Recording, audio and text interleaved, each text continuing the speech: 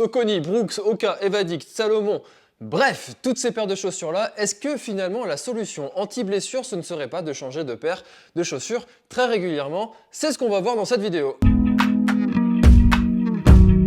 Alors le problème en trail, c'est que 30% des coureurs se blessent chaque année, ce qui fait quand même un pourcentage très important. Et on sait que la chaussure est un élément qui est primordial chez le coureur. Et vous êtes nombreux à me poser des questions, vous vous inquiétez souvent pour ma santé en me disant « mais tu changes tout le temps de paire de chaussures, est-ce que tu n'as pas peur de te blesser ?» Et finalement, est-ce que ce serait pas plutôt l'inverse qu'il faudrait faire? Voyons ça tout de suite. Alors si vous êtes sujet aux blessures, vous avez peut-être essayé de changer de chaussures régulièrement, de changer vos paires quand elles sont usées, de changer de drop. Il y a eu une grande mode au niveau du drop. On sait maintenant que le drop, ça ne fait pas tout. Maintenant, vous avez peut-être changé de chaussures chaque année, mais vous continuez peut-être à vous blesser et ça vous frustre, ça vous empêche de vous entraîner comme vous aimeriez et peut-être que la solution finalement, elle est toute simple, voyons-la. Alors il y a une étude qui a été menée par le Centre de recherche de la santé du Grand-Duché du Luxembourg, menée sur 264 coureurs durant 22 semaines. Et les coureurs devaient noter s'ils avaient une douleur qui était au niveau du bas du dos jusqu'au pied et qui les empêchait de courir durant une journée.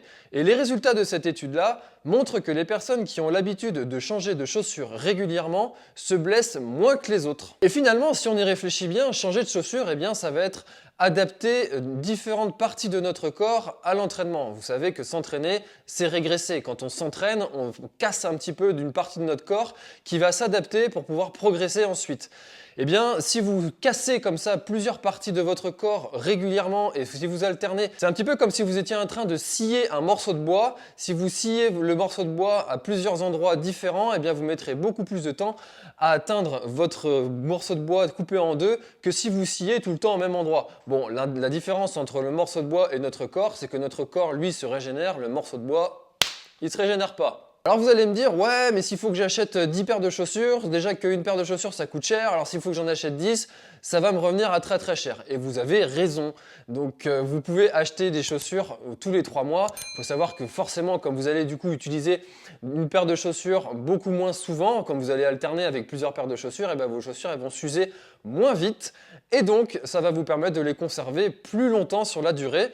Donc ça peut être une bonne alternative si en tous les cas vous êtes sujet aux blessures et que vous avez les moyens d'utiliser cette technique, mais ça n'est pas la seule. Alors quand on parle de varier, eh bien il n'y a pas que les chaussures que vous pouvez varier votre entraînement, les surfaces sur lesquelles vous courez, la vitesse à laquelle vous courez, le type de terrain, développer aussi votre technique de course, votre qualité de pied, bref, courir et ne pas se blesser, c'est vraiment tout un art et si la solution se résumait juste à changer de chaussures régulièrement, ça se saurait.